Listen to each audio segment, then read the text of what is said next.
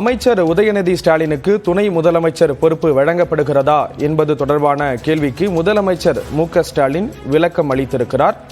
அந்த கோரிக்கைகள் தொடர்ந்து வலுத்திருக்கிறதே தவிர அந்த காலம் இன்னும் பழுக்கவில்லை என்ற ஒரு ரீதியில் முதலமைச்சர் மு.க.ஸ்டாலின் பதில் அளித்திருக்கிறார். இது தொடர்பான விவரங்களை கருத்துக்களை பகிர்ந்து கொள்வதற்காக பத்திரிகையாளர் திரு குபேந்திரன் அவர்கள் நம்மோடு இணைகிறார். அவரிடம் பேசலாம். சார் வணக்கம். சார் வணக்கம் சார், அமைச்சர் உதயநிதி அவர்களுக்கு துணை முதலமைச்சர் பொறுப்பு வழங்கப்படுகிறதா? அந்த கேள்விக்கு கோரிக்கைகள் தொடர்ந்து வலுத்துட்டு வருது, இன்னும் அது காலம் பழுக்கவில்லை என்ற ரீதியில முதலமைச்சர் பதில் சொல்லியிருக்காங்க. இதை பத்தின உங்களுடைய பார்வை?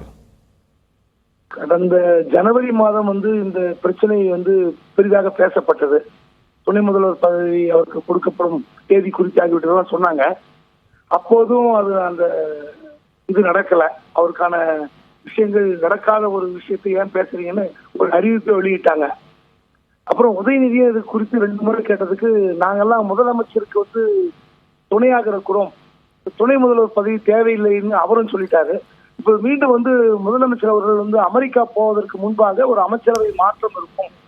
அமைச்சரவை மாற்றத்தின் பின்னணியில் இவருக்கு நிச்சயமாக இந்த முறை தவறவே தவறாது துணை முதல்வர் பதவி கிடைக்கும் என்று பேசப்பட்டு வந்தது, எழுதப்பட்டு வந்தது, விவாதம் செய்யப்பட்டு வந்தது. ஆனால் முதலமைச்சர் இப்படி கூறியிருக்கிற இந்த பதிலை பார்க்கும் போது உதயநிதி அவர்களுக்கு துணை முதல்வர் பதவி இல்லை என்பதுதான் தெள்ள தெளிவாக வந்திருக்கிறது. அந்த இன்னும் பழுக்கவில்லை என்றால் இன்னும் அதற்கான அவருக்கு அனுபவம் இல்லை என்று எடுத்துக்கொள்வதா, அல்லது அவருக்கு இன்னும் சில நாட்கள் தேவைப்படுகிறது, இன்னும் அவருக்கு பயிற்சி எடுத்துக்கொள்வதற்கு நாட்கள் தேவைப்படுகிறது என்ற ரீதியில் எடுத்துக்கொள்வதா தெரியவில்லை. ஆனால் முதலமைச்சர்கள் அமெரிக்கா போவதற்கு முன்பாக ஏதாவது ஒரு அமைச்சரவை மாற்றம் நடக்கும் என்ற பேச்சு தொடர்ந்து எழுந்து கொண்டிருக்கிறது. துறை ரீதியான மாற்றங்கள் நடக்கும் போது சில அமைச்சர்களுடைய துறை மாற்றம் இருக்கும். அந்த காலகட்டத்தில் அமைச்சர் உதயநிதிக்கு கூடுதல் துறைகள் வர வாய்ப்பு இருக்கிறதா என்ற கேள்விக்கு பதில் இல்லை. ஏனென்றால் அவருக்கு 2-3 துறைகள் கூடுதலாக கொடுக்கப்பட வேண்டும் என்று கட்சியில் ஒரு அழுத்தம் இருப்பதாக பேச்சுவார்த்தை கொண்டிருக்கிறது. இந்த காலகட்டத்தில் நமக்கு தெளிவா தெரிகிறது இப்ப துணை முதலமைச்சர் அவருக்கு உதயநிதிக்கு இல்லை என்பதாகத்தான் எடுத்துக்கொள்ள வேண்டியிருக்கிறது. சார், அடுத்த 2 ஆண்டுகள்ல சட்டமன்ற தேர்தல் வர இருக்கு. அதற்கான பணிகளையும் நிர்வாகிகள் தொடர்ந்து ஈடுபட ஆரம்பிச்சிருக்காங்க. இந்த சூழல்ல இப்படி ஒரு பதிலை முதலமைச்சர் திரு மு.க.ஸ்டாலின் அவர்கள் தெரிவிச்சிருக்காங்க. இப்போ இருக்கக்கூடிய அரசியல் சூழ்நிலைகள் இதற்கான ஒரு முக்கிய காரணம் அப்படின்னு பார்க்கலாமா? அரசியல் சூழ்நிலைகள் பாத்தீங்கன்னா, அந்த அடுத்து வருகிற சட்டமன்ற தேர்தல் ஒரு தேர்தல் பணிக்குழு அமைச்சிருக்காங்க திமுக. அந்த தேர்தல் பணிக்குள்ள உதயநிதி இருக்கிறாரு, அமைச்சர் உதயநிதி அதில் இடம்பெற்றிருக்கிறாரு.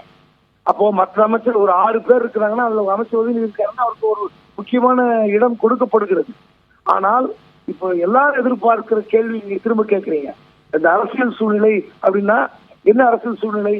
கூட்டணி கட்சிகள் அங்கங்க சில கொடி பிடிக்கிறார்கள், கூட்டணி ஆட்சியில் பங்கு வேண்டும், அடுத்து வருகிற தேர்தலுக்கு எங்களுக்கு கூடுதல் இடம் வேண்டும், இப்படிதான் கேட்பது திமுகவை எப்படி பாதிக்கும்? திமுக அரசியல் அழுத்தம் எங்கிருந்து வரும்? கூட்டணி கட்சிகள் கிடையாது.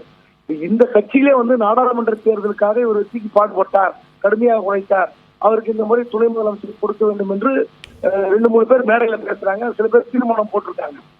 அப்படி பார்க்கும்போது இது முதலமைச்சர் இப்படி ஏன் முடிவெடுக்கிறார் என்றால், மீண்டும் மீண்டும் இந்த பிரச்சனை பேசப்படுகிறது.